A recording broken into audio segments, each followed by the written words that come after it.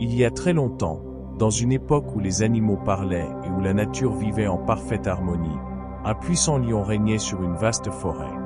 Tous les animaux le respectaient et certains le craignaient, car son rugissement faisait trembler la terre et son regard imposait silence. Mais ce lion, malgré sa force, était juste et ne chassait que par nécessité. Il ne semait pas la peur inutilement et la forêt restait paisible sous sa protection. Dans cette même forêt vivait un petit lapin, au pelage blanc comme la neige et au regard curieux. C'était un lapin observateur, qui aimait réfléchir et questionner le monde qui l'entourait. Un jour, alors qu'il se reposait tranquillement sous un arbre, une petite branche tomba sur le sol derrière lui. Surprise par le bruit soudain, le lapin crut que le ciel était en train de s'effondrer. Le ciel tombe. Le monde s'écroule. Cria-t-il, paniqué. Sans prendre le temps de vérifier, il s'enfuit à toute vitesse, traversant la forêt en hurlant. Sur son chemin, il croisa d'autres animaux. Fuyez, fuyez. Le ciel est en train de tomber. Les autres, sans poser de questions, furent pris de panique. Un à un, les animaux se mirent à courir, terrifiés par cette nouvelle qu'ils n'avaient pas eux-mêmes vérifiée. Les cerfs, les singes, les sangliers, tous suivaient le lapin dans une fuite désordonnée et affolée. Personne ne s'arrêtait pour réfléchir. Tous couraient, aveuglés par la peur. Au loin, le lion entendit le tumulte et le vacarme de la foule en fuite. Il s'approcha et demanda calmement : « Pourquoi fuyez-vous tous si précipitamment ?» Un cerf haletant répondit : « Le ciel est en train de tomber. C'est le lapin qui nous l'a dit. » « Et qui l'a vu ?» demanda the lion. « Le lapin l'a vu. Nous lui avons fait confiance. » Intrigué, le lion décida de retrouver le petit lapin.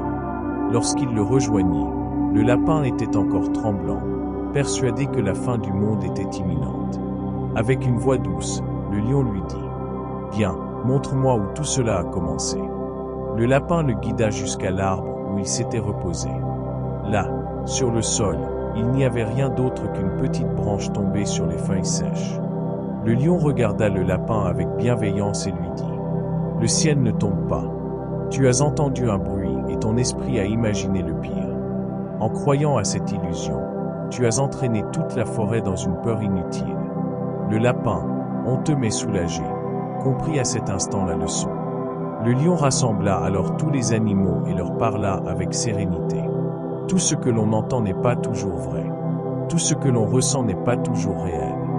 La peur peut naître d'une simple illusion, et si nous ne prenons pas le temps d'observer avec attention, nous risquons de fuir sans raison, emportant d'autres avec nous. Plus tard, le Bouddha raconta cette histoire et enseigna : comme le lapin, beaucoup d'êtres humains réagissent sans réfléchir. Ils écoutent des rumeurs, croient aux apparences et laissent la peur guider leurs pas. Mais celui qui cultive la pleine conscience, celui qui prend le temps de respirer et d'observer avec clarté, découvre que la majorité des peurs sont des mirages créés par l'esprit.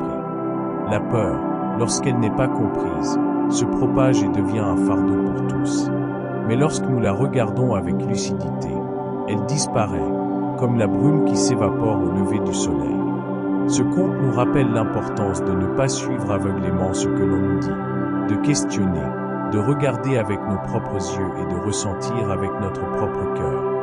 Le vrai courage ne réside pas dans la fuite, mais dans la capacité de s'arrêter et de voir les choses telles qu'elles sont. Le petit lapin nous enseigne que nous pouvons tous devenir prisonniers de nos pensées si nous ne cultivons pas la paix intérieure. Et le lion nous montre que la sagesse naît lorsque nous faisons face à nos peurs avec patience et clarté. Que chacun de nous puisse apprendre à distinguer la branche qui tombe du ciel qui reste intacte. Et ainsi, pas à pas, pensée après pensée, construire une vie guidée non par la peur, mais par la compréhension.